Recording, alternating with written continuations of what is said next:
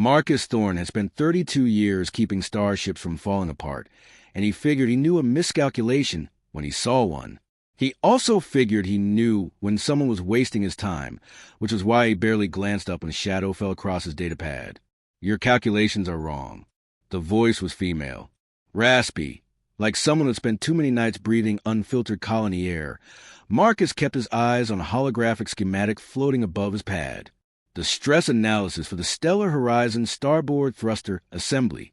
300,000 credits worth of salvage, currently sitting in Dock 14, with a hairline fracture that could turn into a catastrophic failure, somewhere between here and the Kelwood system. Your calculations are wrong, the voice repeated. That fracture propagation model assumes uniform thermal cycling, but the Stellar class uses asymmetric heat sinks. Your failure point is off by 40%. Now Marcus looked up. The alien standing before him was a Zenthian, purple skin the color of old bruises, a textured scalp bare of any hair, pointed ears that twitched slightly as she spoke. Her yellow eyes were fixed on his data pad with an intensity that made him uncomfortable. She wore what might have once been a mechanic's jumpsuit, though it was so patched and faded that guessing its original color was impossible. Over that, she had layered what looked like burlap, sacking, and salvaged thermal blankets. Several plastic bags dangled from her thin fingers, stuffed with the kind of odds and ends that drifters collected. Bent utensils, empty protein containers, bits of wire. A beggar, one of hundreds who haunted the plazas of Nexus Prime Station, picking through the garbage of the merchant class, hoping for scraps from the diner across the way. "Lady," Marcus said, "I've been doing this since before you were hatched. I don't need advice from—" He stopped himself before he said something he would regret. His ex-wife, Elena, had always said his mouth worked faster than his conscience. "Look, I appreciate the concern, but I've got this handled." "You do not." The Zenthian woman's voice was calm, almost gentle, like a teacher correcting a student. "That ship will break apart at 2/3 capacity. If you send it out loaded, everyone aboard dies." Marcus felt heat rise to his cheeks. 20 years ago, he might have told her exactly where she could stick her unsolicited opinions. But 20 years ago, he had been chief engineer aboard the Constant Bell, with a staff of 40 and a reputation that preceded him into every port. Now he was 53, freelance, sitting on a public bench in a plaza because his rented workspace had been repossessed, running calculations on a personal data pad because he could no longer afford the good diagnostic equipment. 20 years could humble a man, but not enough to take engineering advice from someone who probably slept in maintenance tunnels. "Have a nice day," he said, returning his attention to the schematic. The Zenthian woman stood there for a long moment. Then she made a small sound, not quite a sigh, not quite a laugh, and shuffled away, her bags rustling with each step. Marcus watched her go, feeling a strange twist in his stomach that might have been irritation or might have been something else. He pushed it aside and returned to his work. The Stellar Horizon launched 6 days later, carrying 800 tons of processed minerals and a crew of 12. Marcus had double-checked his calculations, then triple-checked them. He had even, in a moment of private paranoia he would never admit to anyone, pulled up the specifications on Stellar-class heat sink configurations. Asymmetric, just like she had said. He had adjusted his model. The new failure point came out almost exactly where the Zenthian woman had predicted. Almost. There was still a margin of error. Still a chance he had been right the first time. Marcus convinced himself that his original numbers were within acceptable parameters, signed off on the repair certification, and collected his 12,000 credits. The Stellar Horizon was 9 hours out when the starboard thruster assembly sheared off at the mounting bracket. The emergency beacon reached Nexus Prime Station at 0347 local time. By 0400, search and rescue had confirmed what everyone already feared. No survivors.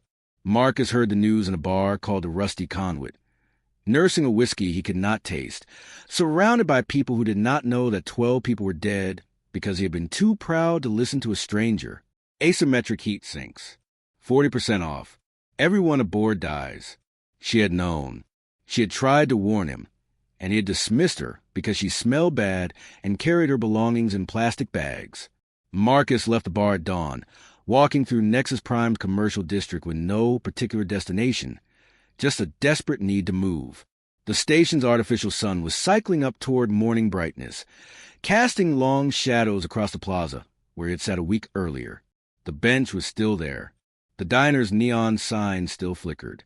The crowds of early commuters flowed around him like water around a stone. But the Zenthian woman was gone. "I am looking for a Zenthian female," Marcus told the intake clerk at the Nexus Prime Transit Housing Authority. Purple skin, yellow eyes, older, maybe 60 or 70 standard years. She would have been seen around the Central Plaza, Sector 4. The clerk, a heavy-set human woman with the weary expression of someone who had heard too many stories, looked up from her terminal. "You and everyone else, friend. We've got maybe 2,000 unhoused individuals on this station. At least 300 are Zenthians." She knew engineering, starship systems, spoke like someone educated. Lots of educated people end up on the streets. Markets crash. Industries die. Sometimes people just fall through the cracks. The clerk's voice was not unkind. She tapped something on her screen. "I can put you on the list for a general wellness check request, but I've got to warn you, with our current staffing, that could take months." Marcus thanked her and left. Over the following weeks, he searched. He walked the corridors of the lower levels where the lights flickered and the air smelled of recycling systems pushed beyond their design limits. He checked the soup kitchens run by the Interstellar Relief Coalition, the free clinics where volunteer doctors patched up ailments that wealthier citizens would never tolerate, the informal camps that sprang up in unused cargo bays until station security moved them along. He asked questions, showed people a rough sketch he had drawn from memory, a Zenthian face with pointed ears and knowing eyes. Most people shook their heads. A few looked at him suspiciously, wondering what a human in worn armor wanted with one of their own. "You're that engineer," said a young Zenthian man at one of the camps, his orange eyes narrowing. "The one who signed off on the stellar horizon." Marcus felt his throat tighten. "Yes, 12 people dead." The young man's voice was flat. "My clutch sister's husband was on that ship. She has 3 children now. No father." "I know." Marcus forced himself to meet the young man's gaze. "I'm trying to find the woman who warned me, the one I didn't listen to." Something shifted in the young Zenthian's expression. Not forgiveness, Marcus did not deserve that and did not expect it, but perhaps a grudging recognition of something, guilt maybe, or its cousin responsibility. "Lyra," the young man said finally. "Her name is Lyra Vex. She sleeps in the service tunnels near Junction 47. At least she did last month.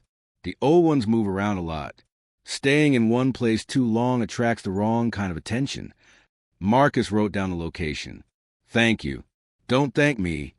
The young man turned away. "Just find her and maybe this time listen." Junction 47 was deep in Nexus Prime's industrial bowels, where the station's massive life support systems hummed and groaned through pipes as thick as a man's torso.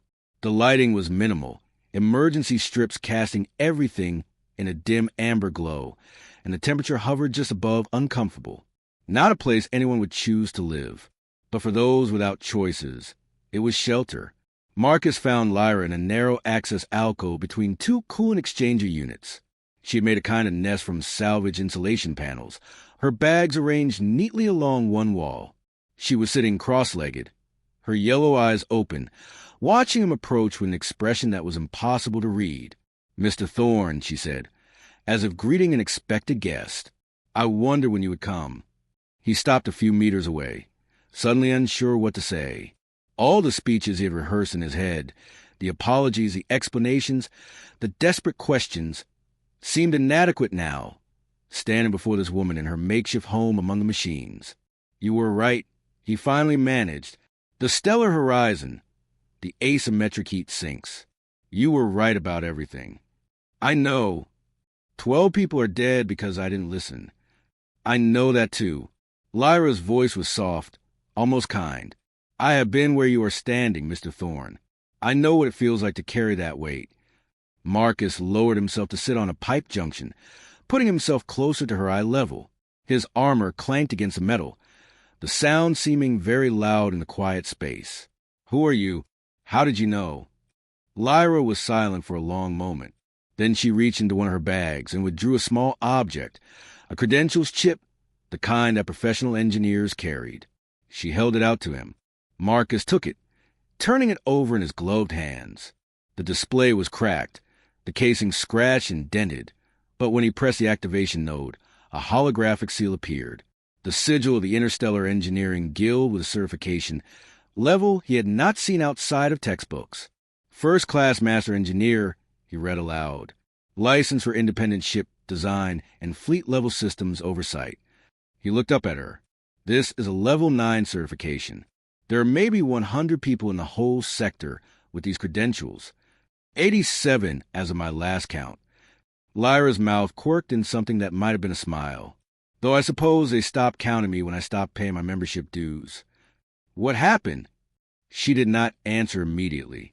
Instead, she pulled out another item from her bag, a worn photograph, the kind printed on actual paper rather than displayed on a screen.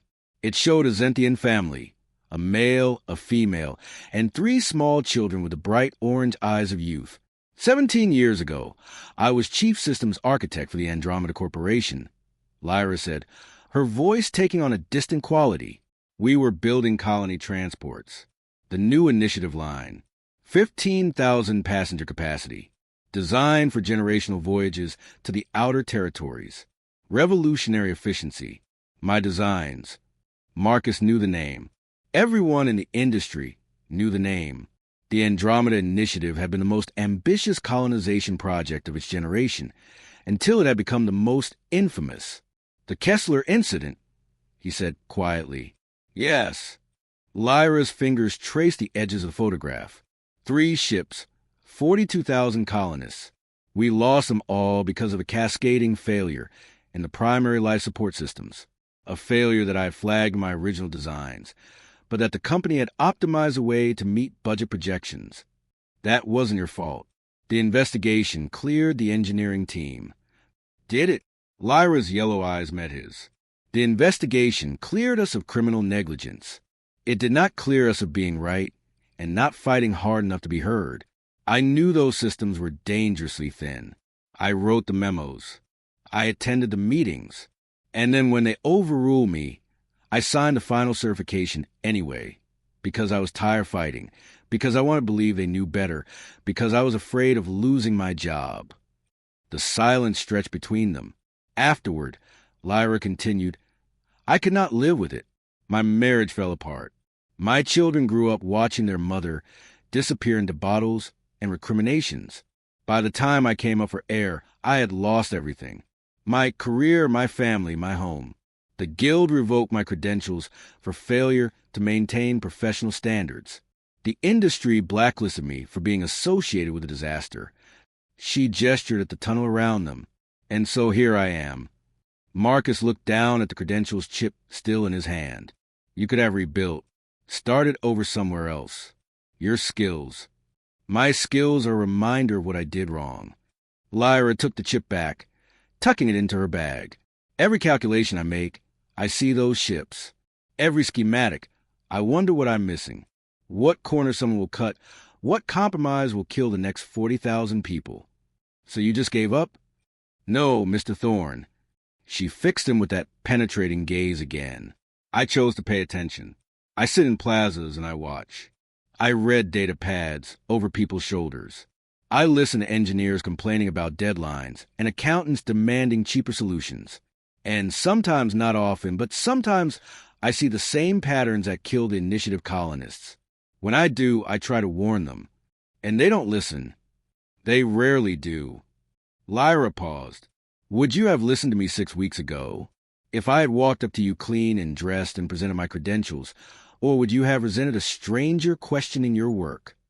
Marcus opened his mouth to protest, then closed it again. He remembered his own reaction to young engineers who challenged his decisions, the defensiveness, the wounded pride. He was not sure a credentials chip would have made any difference. Why do you keep trying? He asked. If no one listens, why bother? Lyra considered the question. Do you know the story of Cassandra from the old Earth myths? The woman cursed to tell true prophecies that no one believed. Yes. Sometimes I feel like Cassandra must have felt, seeing the disaster coming, screaming warnings into the wind, watching it happen anyway. But Cassandra kept prophesying.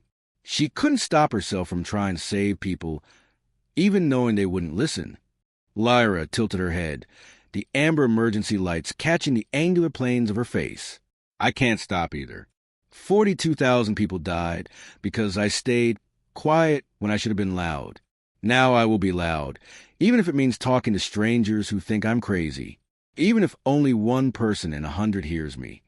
I heard you, Marcus said. Too late. But I heard you, and here you are. Here I am. He took a deep breath. I don't know why I came. To apologize, I suppose. To understand. Maybe make sure I remember what happened, so I don't let it happen again. Lyra was quiet for a moment. Then she leaned forward slightly. What are you going to do now, Mr. Thorne? I don't know. My reputation is destroyed. The families of the Stellar Horizon crew are filing lawsuits. I'll probably lose my certification. He laughed bitterly. Maybe I'll end up down here with you. Perhaps. Lyra's tone was measured. Or perhaps you could choose differently. I was alone when I fell. I had no one to catch me, no one to show me another path. You have something I did not have. What? Someone who knows what you're facing. Someone who has walked this road already and knows where the pitfalls are. She met his gaze steadily. I can't undo what happened to the Stellar Horizon. Neither can you. But you can choose what happens next. You can let the guilt drown you the way I did, or you can find a way to turn it into something useful. Marcus returned to Junction 47 every day for a week. Sometimes he brought food, real food, not the synthesized protein packs that the relief organizations distributed. Sometimes he brought technical journals, which Lyra devoured with an intensity that reminded him of young engineers hungry for knowledge. Sometimes he just sat with her in the dim amber light, talking about ships and systems and all the ways that things could go wrong. On the 8th day, he brought something different, a contract. The Nexus Prime Port Authority is conducting a safety audit of the entire merchant fleet, he said, spreading the documents on the pipe junction that had become his unofficial seat. 600 ships, all needing certification review before they're clear for interstellar routes. They've hired every independent engineer on the station, but they're still short-staffed. Lyra studied the paperwork without touching it. I've been assigned to the review team, Marcus continued. Despite everything, they need warm bodies with credentials. He took a breath. I've also been given authority to bring on subcontractors, specialists with relevant experience. The pay isn't great, but it's legitimate work. You want to hire me? Her voice was flat. I want to give you the chance to do what you've been doing anyway. Looking at ships, spotting problems, saving lives. Except this time, you'd have authority, access. People would have to listen to you, because your signature would be on the reports. My credentials are revoked. Your guild credentials are revoked. The Port Authority doesn't care about guild politics. They care about results. I told them I had access to a consultant with unparalleled diagnostic experience. They said they'd take anyone who could tell a thruster from a toaster. Lyra was silent. Marcus watched her face, tried to read the emotions playing across those alien features. Fear, hope, something in between. Why? She finally asked. Why would you do this for me? Because you saved my life. When she started protest, he held up a hand. Not literally. But if you hadn't warned me about the Stellar Horizon, if I hadn't seen how wrong I was, I would have kept going, kept signing off on jobs I didn't check thoroughly enough, kept believing I knew better than anyone else. Eventually, I would have killed more people, and I would have been too arrogant to even realize it. He paused. You broke something in me, Lyra. My pride, maybe. My certainty. And I hope, that what grows back in its place will be better. You could grow that on your own. You don't need me. Maybe not.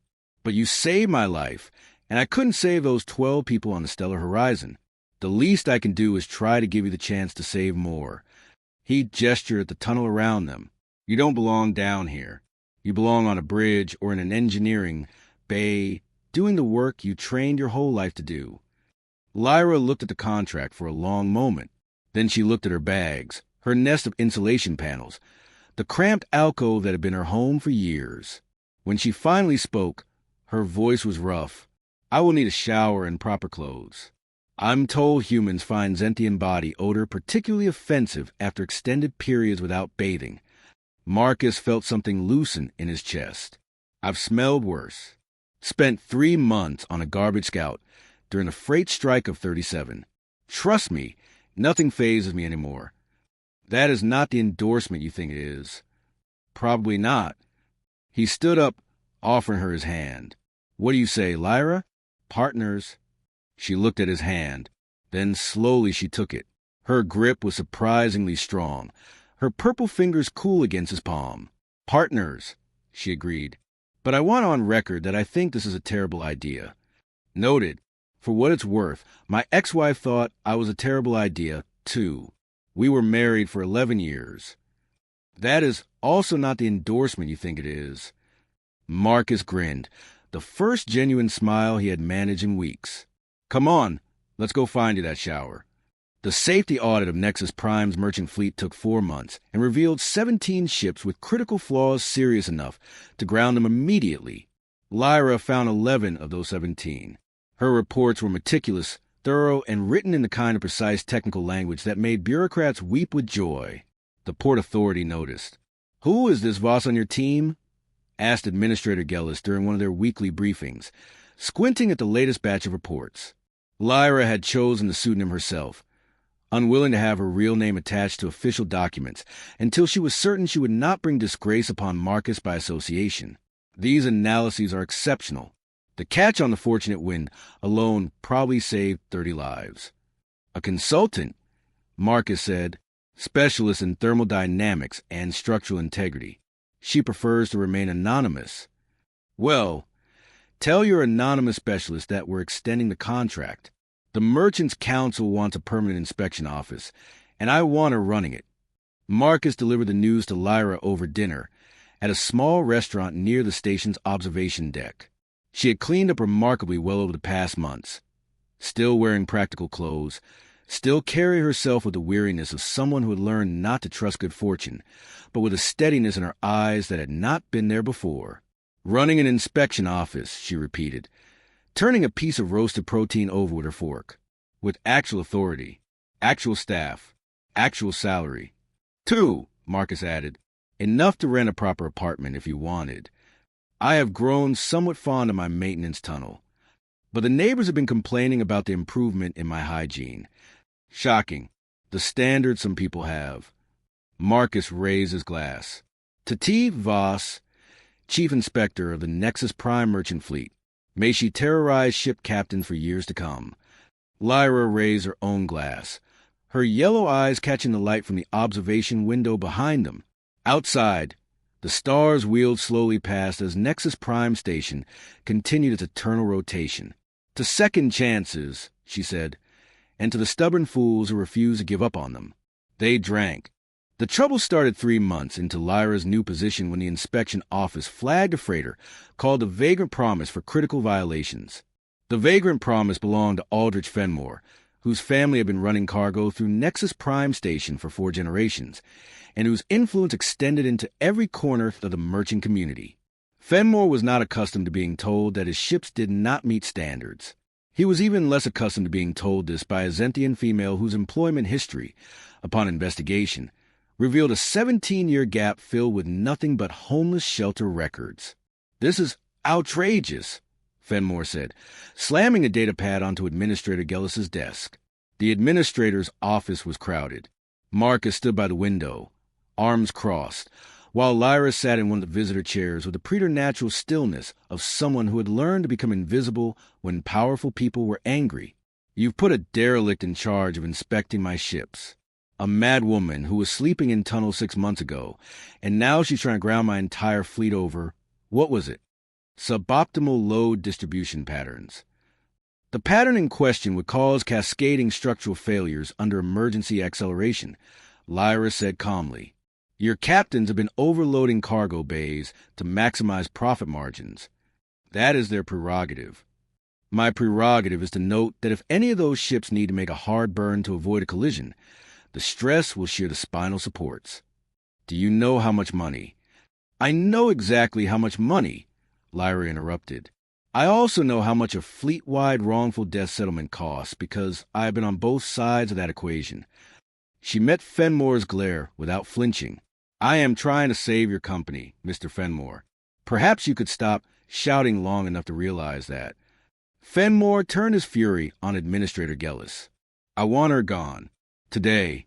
And I want a real inspector, a human inspector, reviewing my fleet. Gellis glanced at Marcus, who pushed away from the window. Mr. Fenmore, Marcus said, I'm the one who brought Lyra into this office. If you want to file a complaint about her qualifications, you'll need to file one about mine, too. We're a package deal. Then I'll have you both removed. You could try. Marcus's voice was mild. But here's the thing. Every one of Lyra's findings has been confirmed by independent review.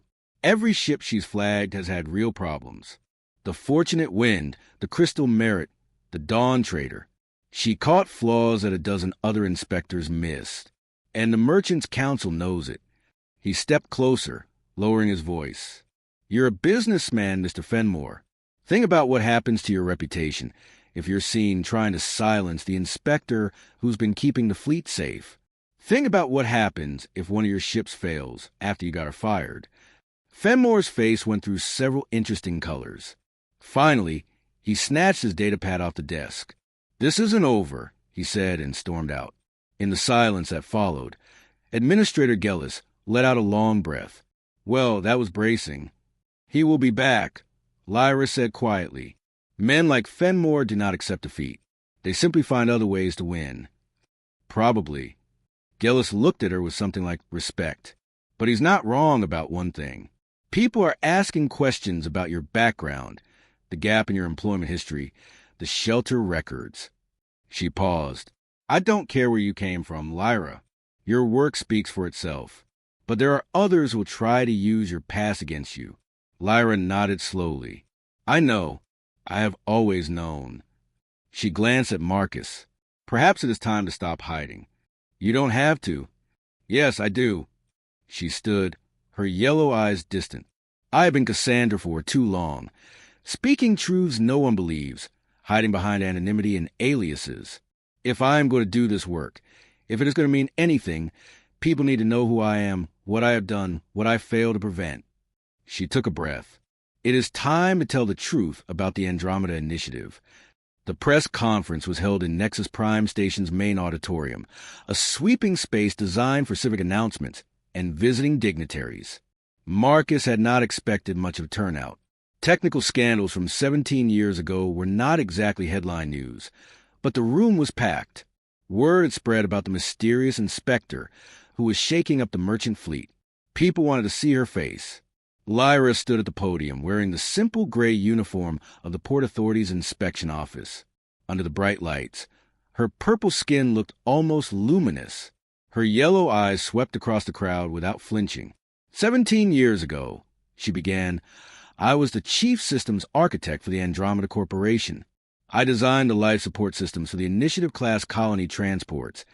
Ships intended to carry 15,000 people each on generational voyages to the outer territories. The Kessler incident, in which 3 of those ships were lost with all hands, was the greatest disaster in the history of civilian spaceflight. The murmur that went through the crowd was immediate. Marcus saw journalists checking their datapads, cross-referencing names and dates. The official investigation concluded that the disaster resulted from corporate negligence, from cost-cutting measures that compromised critical safety systems. That conclusion was correct. But what the investigation did not fully address was the role of individuals like myself. Engineers who saw the problems, who raised objections, who wrote memos and attended meetings, and who ultimately signed off on designs we knew were dangerous because we were tired of fighting or afraid for our careers, or simply convinced ourselves that it would probably be fine. She paused, letting the silence stretch. I signed the final certification for the Initiative Life support systems. I knew they were inadequate. I did it anyway, and 42,000 people died because I did not have the courage to say no and mean it. The auditorium was completely still. After the disaster, I lost everything. My career, my family, my home. For many years I lived on the streets, unable to face what I had done, unable to see any path forward. I told myself that I was paying penance, but the truth was that I was simply giving up. Lyra's voice was steady, but Marcus could see her hands trembling slightly at her sides. 6 months ago, someone gave me a second chance. Not because I deserved it, but because he believed that the skills I had were worth saving, that the knowledge I had gained from my successes and my failures could be used to prevent the next disaster instead of causing it. She looked directly at Marcus, and something passed between them. Acknowledgement, gratitude, the shared understanding of two people who had walked through fire and come out scarred but standing. I am telling you this today because I believe in transparency, because I believe that trust must be earned through honesty, not hidden behind anonymity. And because I want everyone on this station, every ship captain, every merchant, every family waiting for their loved ones to come home to know exactly who is reviewing the safety of their fleet. She lifted her chin. My name is Lyra Vex. I am a disgraced engineer, a former homeless person, and the current chief inspector of the Nexus Prime Merchant Fleet. I cannot undo the lives I failed to save, but I can spend whatever time I have left making sure that no one else dies because someone was too proud or too afraid to do the right thing. The silence lasted for 3 heartbeats. Then, somewhere in the back of the room, someone started clapping. Others joined in. Within moments, the auditorium was filled with applause, not the polite, perfunctory kind, but the genuine sound of people moved by something they had not expected. Marcus leaned against the wall and watched Lyra standing in the lights, accepting the response with a kind of stunned grace. Second chances, he thought. Who knew they were so hard to give yourself? The aftermath of the press conference was complicated. Some people praised Lyra's honesty. Others called for her resignation, arguing that someone responsible for such a catastrophic failure should not be entrusted with public safety. The debate raged across station networks for weeks. But something unexpected happened. 2. Other engineers started coming forward. People who had stayed silent during the Andromeda investigation, who had carried their own private guilt for years, who had been afraid to speak up because they thought they were alone. One by one, they reached out to Lyra, sometimes to confess, sometimes to ask for advice, sometimes just to say that they understood. I didn't expect this, Lyra told Marcus one evening, scrolling to the latest batch of messages on her data pad. They were in her office now, a proper office with windows looking out over the docking bays, and a nameplate on the door that read Vex, Chief Inspector. I thought people would hate me. Some do, Marcus said, leaning back in the visitor chair. The ones who are afraid of what you represent. But most people aren't like that. Most people have made mistakes they're ashamed of. When someone stands up and admits their failures, it gives others permission to do the same. That seems optimistic. Maybe, or maybe I'm just getting sentimental in my old age. He grinned. My ex-wife always said I was a secret softy. Your ex-wife seems to have said many things. She did. Mostly, she said I should listen more and talk less. Took me 30 years to figure out she was right about that, too. Lyra set down her data pad, studying him with those penetrating yellow eyes. What happened to her? If you do not mind my asking. Marcus was quiet for a moment. Cancer. The kind they can cure now, but couldn't 15 years ago. I was halfway across the sector when she got the diagnosis, chasing a contract that was supposed to set us up for retirement. By the time I got back, she had 3 months left. I am sorry. Yeah, me too. He looked out the window at the ships moving slowly through the docking bay. I used to think that was my great tragedy, losing Elena, being alone.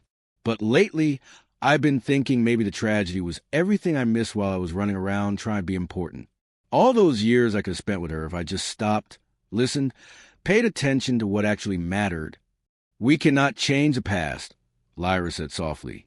Only what we do with what remains. Speaking of which, Marcus reached into his pocket and pulled out a small velvet box. I found something I thought you should have. Lyra took the box, her brow ridges drawing together in confusion. When she opened it, she went very still. Inside was a credentials chip, not her old one. This was new, gleaming, with the sigil of the Interstellar Engineering Guild displayed in perfect holographic clarity. I petitioned the Guild for reinstatement. Marcus said. Sent them your work from the past 6 months, along with letters of recommendation from Administrator Gellis, the Merchants' Council, and about 40 ship captains whose lives you saved. They reviewed everything and voted last week. He smiled. Congratulations, Master Engineer Vex. You're official again. Lyra stared at the chip. Then, very slowly, tears began to roll down her purple cheeks. The first time Marcus had ever seen her cry. I never thought. She had to stop, swallow hard. I never thought anyone would. That I could. You earned it. Marcus's voice was gentle. Everything you've done, everything you built here, that was all you. I just made a few phone calls. Lyra looked up at him, her yellow eyes bright with tears, and something else, something that looked like hope long buried, finally struggling back toward the light. Thank you, she whispered, for everything, for finding me, for believing I was worth finding. Partners, remember? Marcus stood up, suddenly feeling like he might cry, too, if he didn't get out of there soon. Now! Stop getting emotional. We got 600 ships to inspect, and you're behind on your paperwork. You are a terrible person, Marcus Thorne. So I've been told. He paused at the door, looking back at her. Same time tomorrow? Lyra wiped her eyes with the back of her hand, a gesture that was entirely undignified and entirely human. Same time tomorrow. 3 years later, the Nexus Prime merchant fleet had the lowest accident rate in the sector. The inspection office that Lyra had built became a model for other stations, and engineers traveled from across the territories to study her methods. She never became famous in the way that celebrities were famous. She would have hated that anyway, but she became respected, trusted, the kind of person that other professionals wanted to become. Marcus stayed on as her partner, though his role gradually shifted from active engineer to something more like advisor and occasional nuisance. He developed a talent for identifying promising young engineers and steering them toward Lyra's mentorship, building a network of technically excellent, ethically grounded professionals who shared their commitment to doing the job right. On quiet evenings, they would sometimes sit on a bench in the main plaza, not far from where they had first met, and watch the crowds flow past. The diner was still there, its neon sign still flickering. The city towers still gleamed in the artificial daylight, but everything else had changed. Do you ever think about the Andromeda Initiative? Marcus asked one such evening. About what might have been different? Every day, Lyra admitted, but differently than before. I used to think about it as punishment, a reminder of what I had done wrong. Now I think about it as purpose. 42,000 people died because I was not brave enough to fight for what was right. The least I can do is spend my remaining years making sure no one else has to carry that weight. You've done more than that. You've trained a whole generation of engineers to think the way you do, to question, to verify, to refuse to sign off on something they know is wrong. Marcus smiled. Your legacy isn't the initiative, Lyra. Your legacy is everyone you've saved since. She considered this for a long moment. Then she reached into her bag. She still carried a bag, though it held data pads and engineering tools now instead of salvage scraps, and pulled out a worn photograph, the same one she had shown in the maintenance tunnel 3 years ago, of a Zentian family frozen in time. My children contacted me last month, she said quietly. My daughter, the eldest, she has children of her own now. She said, Lyra's voice caught. She said she had seen the news coverage, read about what I had been doing. She said she wanted to talk. Marcus felt his throat tighten. That's wonderful, Lyra. I am terrified. She laughed softly. I have faced down Aldrich Fenmore and the entire Merchants' Council, but the thought of seeing my grandchildren for the first time, I do not know if I can do it. You can. Marcus put his hand on her shoulder. You've already done the hardest part. You became someone worth knowing again. The rest is just showing up. Lyra looked at the photograph for a long moment. Then she carefully tucked it back into her bag.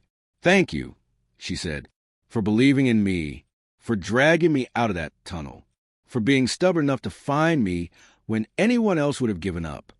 I had good motivation. Marcus leaned back on the bench, watching a cargo hauler drift past the observation windows overhead. You saved my life, remember? I told you the truth, That is not the same thing. It is though. He turned to look at her. This remarkable woman who had fallen so far and climbed so high, who had carried guilt like a stone for 17 years and transformed it into something beautiful. The truth is what saved me, Lyra. Your truth, delivered by someone I thought had nothing to offer. It taught me that wisdom doesn't care about credentials or clean clothes or social status. It just is. And the people smart enough to recognize are the ones who survive. Lyra was quiet for a moment. Then her mouth quirked in that almost smile he had come to know so well. That is very philosophical for a man who once told me his greatest achievement was surviving 3 months on a garbage scow. I contain multitudes. Marcus grinned. Also, for the record, it was a very impressive garbage scow. State-of-the-art waste processing. I shall take your word for it. They sat in comfortable silence, watching the station's artificial sun begin its slow descent toward evening. Somewhere out there, ships were launching and landing. Cargo was being loaded and unloaded. Lives were being lived and lost, and changed in ways no one could predict. And in the midst of it all, 2 people who had failed and fallen and found each other sat on a bench in Plaza, grateful for second chances and stubborn enough to make them count. The calculations, as it turned out, were wrong in all the ways that mattered. And sometimes that was exactly right.